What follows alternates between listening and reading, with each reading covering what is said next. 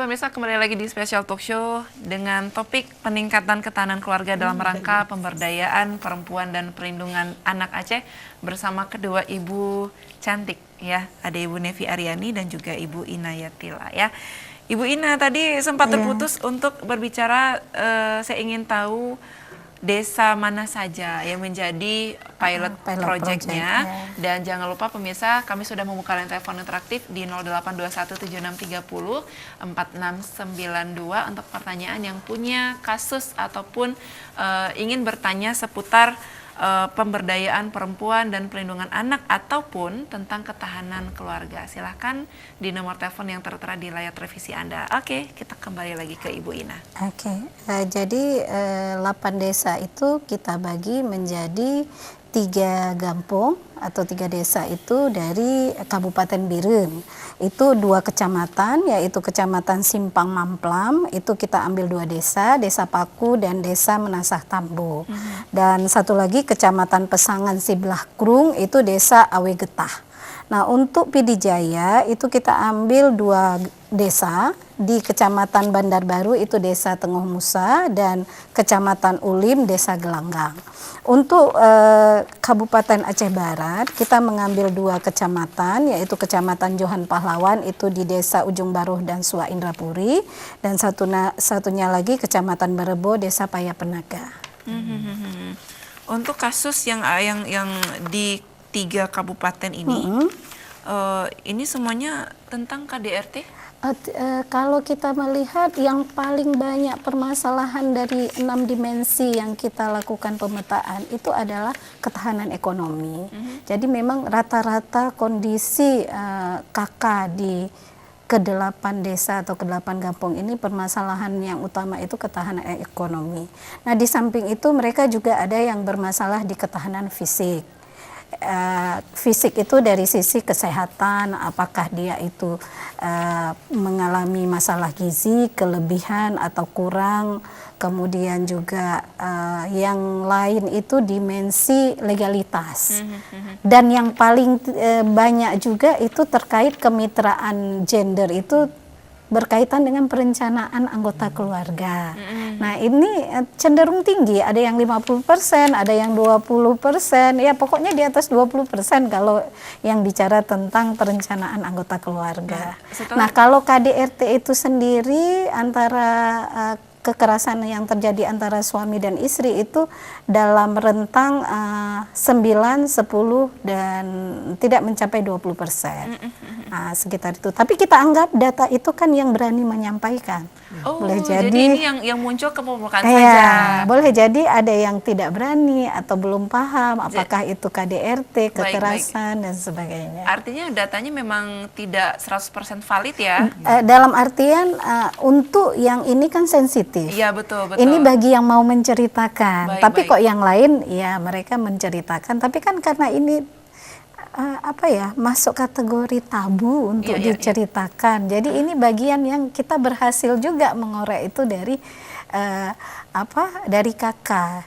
Dan yang menariknya memang yang kita wawancarai itu yang kita utamakan pertama dari ibu. Ibu rumah tangganya. Nah, kalau tidak ada ibu baru boleh bapak. Jadi diutamakan ibunya dulu karena kita berharap mendapatkan informasi yang holistik dari masing-masing keluarga. Baik, selain tabu alasan tabu, pernah nggak mungkin ada yang bercerita mungkin mereka ini merasa terancam tidak boleh menceritakan masalah ini keluar ataupun ke publik? Boleh jadi, tetapi karena kita usahakan ini ibu yang kita wawancarai dan tidak ada bapak, jadi kita hindari itu bagaimana mereka itu merasa terkontrol. Jadi jangan merasa mereka itu dikontrol oleh suami, makanya kita berharap ibu yang berbicara sendiri dan kalau bisa tidak ada bapak memang. Jadi diusahakan, dikondisikan waktu kita wawancarai itu ibu. Nah, hanya saja boleh jadi mereka mau menceritakan, yaitu yang menceritakan sampai mereka nangis gitu. Sampai betul-betul mereka nangis, curhat, tetapi ada juga yang barangkali mereka tidak berani. Karena kalau kita bicara bentuk-bentuk kekerasan, mungkin yang masih dipahami oleh masyarakat kita itu kekerasan itu dalam bentuk fisik, dipukul, ditampar gitu kan. Tapi bagaimana kalau misalnya dalam bentuk marah, hinaan, celaan, itu kan boleh jadi mereka tidak paham bahwasanya kalau marah-marah itu kategori kekerasan gitu, karena kekerasan psikis itu justru lebih berat, lebih sakit, lebih istilahnya terasa ya dibandingkan kekerasan dari fisik itu sendiri. Ini sebenarnya banyak nih yang saya ingin tanyakan ya Bu Ina dan juga Bu Nevi ya.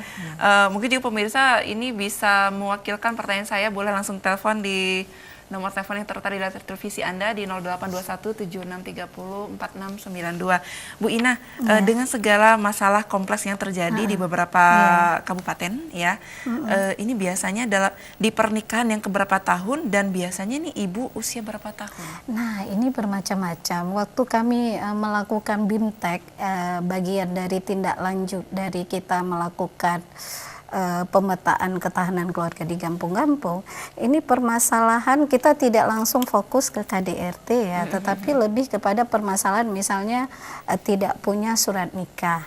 Nah, ketika kita undang kakak yang tidak punya surat nikah, itu ternyata permasalahan yang menarik adalah mereka nikah siri. Dan menariknya nikah siri itu setelah dia nikah siri punya anak 2 bercerai. Jadi hukumnya tidak jadi bagaimana dia mau mengurus akte surat nikah terus akte kelahiran untuk anaknya sehingga anaknya mendapatkan hak-haknya dalam bidang pendidikan, kesehatan dan sebagainya. Nah, misalnya itu. Dan ada menarik lagi kasus kemarin ketika kita melakukan monitoring dan evaluasi ke lapangan, itu juga ada satu keluarga yang bermasalah, misalnya suaminya menceraikan istrinya, tapi belum ada keputusan pengadilan, habis itu suami pergi meninggalkan istri. Karena istri merasa sudah diceraikan, dia menikah lagi. Ya, karena sudah jatuh talaknya. Karena sudah jatuh talak. Ternyata ketika sudah menikah balik lagi suaminya dan menuntut ini masih istri saya. Jadi cukup kompleks ternyata ketika kita turun ke lapangan permasalahan-permasalahan seperti itu. Jadi memang mungkin kita melihat permasalahan KDRT itu isu yang sangat menarik. Tetapi sebenarnya isu-isu yang seperti ini juga tidak kalah membuat kita terkejut-kejut gitu loh. Ternyata di masyarakat permasalahan ini banyak sekali. Dan kalau di tempat lain ada juga Bu Nevi. Ada satu desa ketika kita melakukan Monef itu dia punya 2 istri, poligami. Terus istri pertama itu sudah punya buku nikah, tapi istri kedua belum punya buku nikah. Dan sebenarnya istri yang pertama sudah mengizinkan untuk dia dipoligami, tetapi tidak punya buku nikah sehingga dia tidak mau diuruskan akte kelahiran untuk anaknya, takut tidak ada nama ayah di situ. Baik. Jadi miris sekali rasanya. Betul. Permasalahan itu karena dia tidak paham tentang kebutuhan untuk bakal anak-anaknya. Ini juga satu yang perlu kita sosialisasikan kepada masyarakat. Oke. Bu Nevi mungkin ada tambahan? Iya. Saya ingin menambahkan begitulah banyak persoalan yang ditemui ya dari tim analisis yang sudah dilakukan, dan inilah yang menjadi persoalan yang persoalan kita, dan hal ini menjadi tanggung jawab kita bersama.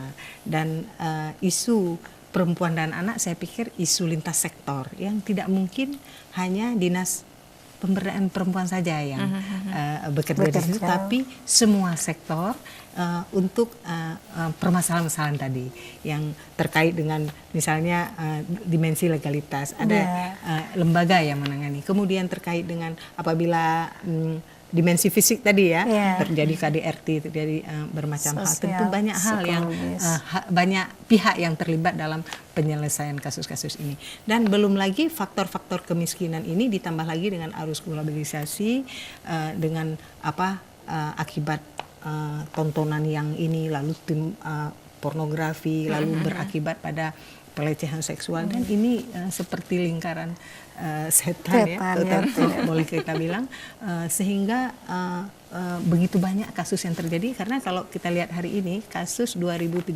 saja mencapai 1.700 lebih kasus yang ada di data di kami P2 TP2A.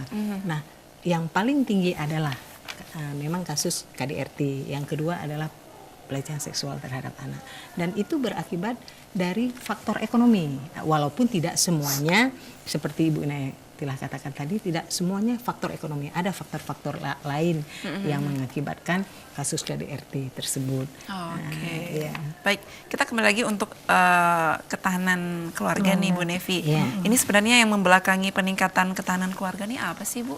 Nah, kalau kita lihat orientasi pembangunan nasional di berbagai negara di lingkup internasional, bahwa telah terjadi banyak perubahan dan menjadikan keluarga sebagai dasar, kan, karena keluarga sebagai unit terkecil, bagian dari masyarakat yang perlu kita kuatkan, dan inilah yang kita lakukan hari ini. Bagaimana diawali dengan dengan program-program pemetaan, bagaimana kita mau dengan pemetaan tersebut kita nanti ada namanya forum ketahanan keluarga. Dari situ kita bisa mendapatkan data. Dengan data tersebut kita bisa tahu intervensi apa yang perlu kita berikan lewat program-program dari Dinas PP dan PA yang perlu kita berikan kepada masyarakat. Dan inilah yang untuk memperkuat ketahanan keluarga tersebut. Dan saya pikir kalau keluarganya yang unit terkecilnya bagus, tentu masyarakatnya akan bagus. Dan ini berdampak kepada semua hal. Baik, ya, baik. Kan? Nah, pemirsa mungkin ada yang dari pihak laki-laki ataupun bapak-bapak yang ngerasa ini kok kayaknya bagian laki-laki di pojokan terus nih, gitu ya. Mungkin ada yang mau membantah, silakan langsung telepon untuk bertanya. Ini Bu, ternyata yang menjadi korban KDRT tidak hanya perempuan saja, laki-laki juga ada ya. Ada, tapi kecil. Ada tapi kecil. Karena apa? Mungkin tingkat gengsinya juga ya Bu ya. Mereka tidak mau berbicara dan segala macam. Ya, betul.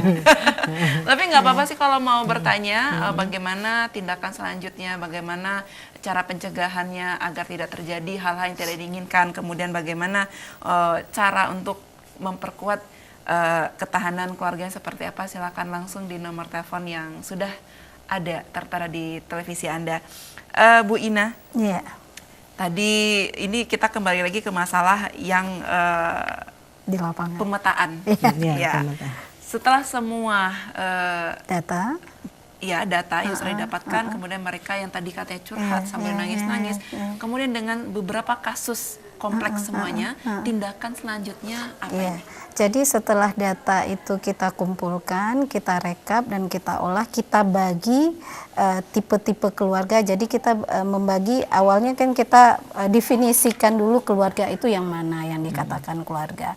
Nah, yang dikatakan keluarga adalah suami dan istri, atau suami saja atau istri saja yang sudah punya anak ataupun tidak punya anak, dan anak ini apakah anak kandung atau anak tiri yang usianya 0 sampai 25 tahun, baik tinggal serumah atau tidak serumah, yang mempunyai lansia atau tidak mempunyai lansia.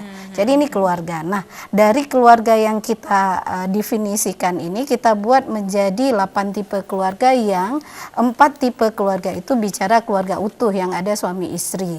Nah, sedangkan lagi 4 tipe lagi itu keluarga tidak utuh atau keluarga tunggal, itu yang ada suami saja atau istri saja. Nah, setelah kita lakukan pemetaan itu, kita olah datanya, kemudian kita buat 3 kelompok keluarga. Yang kelompok 1 itu kelompok kurang tahan, yang nilai rata-ratanya itu kurang dari 60%. Nah, sedangkan nilai rata-rata 60 sampai 80% itu kategori tahan. Di atas cukup tahan, di atas 80% itu sangat tahan. Jadi inilah yang kita lakukan. Nah, kemudian tindak lanjut kami adalah kita melihat berdasarkan itu kan keluarga itu belum tentu semua dimensi mereka kurang tahan. Jadi boleh jadi kurang tahan hanya pada 1 atau 2 dimensi atau 3 dimensi. Nah, ketika kita sudah mendapatkan data, kita melihat mana-mana saja yang perlu kita intervensi. Kalau berdasarkan pedoman dalam pembangunan ketahanan keluarga, kita kan mengacu pada pedoman Kementerian PPPA. Jadi pedomannya itu adalah yang perlu kita lakukan intervensi adalah 10% ke atas. Jadi kalau ada permasalahan dari 24 ciri atau indikator yang ada dalam 6 dimensi itu yang mencapai 10% ke atas, itu perlu kita lakukan intervensi.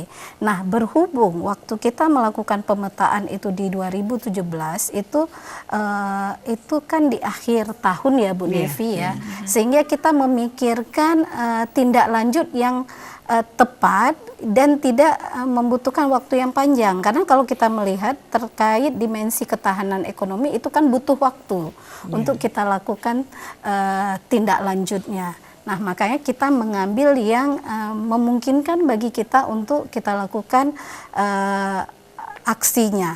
Nah, kalau kita melihat di sini yang terkait langsung karena bicara pondasi keluarga, yang utama adalah azas legalitas dan juga akte kelahiran. Dan juga kita melihat terkait ketahanan fisik di sini, apakah mereka yang ada yang kurang sehat, kurang gizi, kemudian yang punya BPJS atau tidak, yang ada bermasalah KDRT dan sebagainya. Yang hal-hal inilah yang kita coba lihat, kita sasar keluarganya. Jadi memang kita undang langsung keluarga-keluarga yang bisa kita katakan kondisinya itu kurang tahan. Nah, kita undang dan kita datangkan mereka langsung di kabupaten. Jadi kita lakukan BIMTEK, pelatihan BIMTEK itu di kabupaten yang kita kumpulkan per ruangan itu 1 gampung. Di 1 gampung, dan kita undang dari KUA, kemudian juga sebagai narasumber dari BPJS, dari Dinas PPPA, kemudian dinas-dinas yang terkait yang berhubungan dengan 24 indikator tadi itu sebagai tindak lanjutnya. Nah, berhubung kita melihat bahwasanya setelah kita melakukan BIMTEK, ini kan kita tidak tahu, belum tahu kita kontrol dan kita tidak bisa mengukur apakah kegiatan kemarin sudah sukses, sudah bisa meningkatkan ketahanan mereka. Minimal mereka mampu, misalnya yang tidak punya surat nikah sudah punya surat nikah, yang belum punya kartu ASKES atau BPJS sudah punya. Dan kita tidak bisa melakukan itu karena provinsi tidak punya perpanjangan tangan langsung ke Gampung. Nah, makanya di tahun 2018 Dinas PPPA berinisiatif melakukan pelembagaan ketahanan keluarga di masing-masing gampung yang menjadi pilot project. Jadi kita membentuk semacam forum ketahanan keluarga. Nah, untuk forum ketahanan keluarga ini sendiri bukan untuk yang menyelesaikan masalah keluarga, tetapi mereka memfasilitasi agar masyarakat yang bermasalah itu bisa dibantu. Misalnya, kalau misalnya dia tidak punya akte kelahiran, bagaimana cara pengurusannya, dia memberitahu dan nanti keluarga itu sendiri yang langsung mengurusnya. Jadi itu. Nah, ini untuk pemetaan data, untuk memperoleh data tersebut, ini butuh waktu berapa lama nih, Bu? Sebenarnya lumayan padat waktu itu kerja kita, karena untuk turun di lapangan itu sendiri butuh waktu 1 bulan sekalian dengan rekapnya. Baru setelah 1 bulan itu kita olah sekitar 2 minggu. Jadi ini kerja cepat, kenapa? Padahal datanya itu hampir 2.000 total. 2.000 KK dari 3 kabupaten. Untuk mendapatkan data tersebut untuk apa? Tujuannya sebenarnya supaya perencanaan program terkait ketahanan keluarga itu agar tepat sasaran sebenarnya. Kenapa? Karena perencanaan selama ini boleh jadi tidak berbasis data. Oleh karena itu dengan adanya pemetaan ini kan sudah sangat jelas nih. Gampung kalau mau buat satu perencanaan program ketahanan keluarga, kira-kira apa intervensi yang perlu mereka lakukan, itu sudah sangat jelas. Karena datanya sudah ada. Iya, ini kayaknya nih mau nambahin nih, Bu Nevi, ada tambahannya, Bu? Juga untuk pemahaman ya masyarakat tentang ketahanan keluarga. Nah, ini juga salah satu ya tujuan kita lakukan pemetaan. Kemudian di samping juga intervensi dari data tersebut, kita tahu kebutuhan apa pada desa tersebut dan kemudian baru kita bisa memprogramkan apa sih yang sebenarnya dibutuhkan oleh desa tersebut. Oke, itu keren juga sekali. salah satu tujuannya. Bu Nevi, ini yang apa saja dimensi ketahanan keluarga dan indikator ataupun ciri ketahanan keluarganya? Loh, tadi kan sudah kita Tadi yang sebutkan ada disebutkan 6 langkah. indikator. Ya, Ada langkahnya. Ada itu ya, 6 6 dimensi. dimensi. 6 dimensi yang itu tadi ya. Oke, baik, sesuai baik. dengan Permen PPPA yang nomor 6 tahun 2013 ya, kalau nggak salah. betul. Ada 6 dimensi tadi. Yang pertama dimensi legalitas yang sudah banyak dijelaskan oleh Ibu Betul. Natilah, legalitas dan kelembagaan, dimensi fisik, dimensi ekonomi dimensi sosial, psikologi dan kesetaraan gender. Dan dari 6 dimensi tersebut ada 24 indikator. Dan dari 24 indikator itulah yang bisa kita tahu nih intervensi apa nih di desa tersebut. Nah, dari indikator-indikator yang sudah ada tuh dari 6 dimensi tersebut. Sendiri. Ada, Nah, kalau untuk Banda Aceh nih Bu Nevi, kita melihat ini kan bisa dikatakan kita sebagai kota yang berkembang. Iya. Dengan masalah juga cukup banyak. Iya. Mungkin ini yang membedakan bagaimana orang yang ada di desa, di kampung ataupun di kabupaten di luar ini kan berbeda cara mensikapi sebuah masalah. Ini kalau menurut kacamata Bu Nevi seperti apa? Nah, kalau kita lihat permasalahan ya yang timbul, saya pikir antara kota dan desa nggak ini ya. Cuman kan kalau di sini pemahaman orang kan sudah lebih ini ya. Kalau di desa kadang-kadang orang juga masih ada budaya malu ya, budaya malu mengungkapkan karena ini kadang-kadang ini aib dan tidak pantas untuk kita kemukakan pada orang lain. Nah, ini suatu permasalahan dan inilah yang perlu kita beri penyadaran kepada masyarakat bahwasanya ini loh ada aturannya. Bahkan ada kala sudah babak belur nih. Baru. Dia nggak mau melaporkan. Nggak mau melaporkan ini ya. Perbedaan antara di desa lebih ini lagi ya, Bu ya. Jadi yang terlapor tuh ibarat fenomena gunung es, ya. Yang terlapor tuh sedikit. Saya pikir dari data yang ada pada kami, kalau yang sebenarnya jauh lebih tinggi, ya.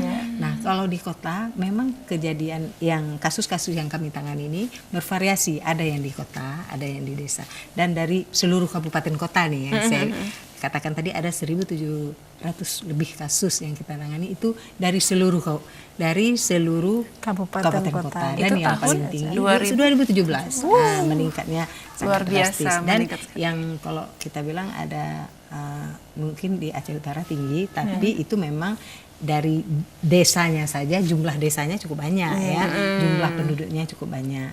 Dan di Banda Aceh juga ada kasus yang kami tangani. Nanti boleh cerita sedikit sedikit tentang kasus yang mungkin sampai saat ini masih belum bisa Ibu Nevi lupakan nih, agak-agak spesial mungkin kita tahan dulu ya Bu ya. Oke, baik pemirsa jangan kemana, tetap di Special Talk Show, kami akan segera kembali.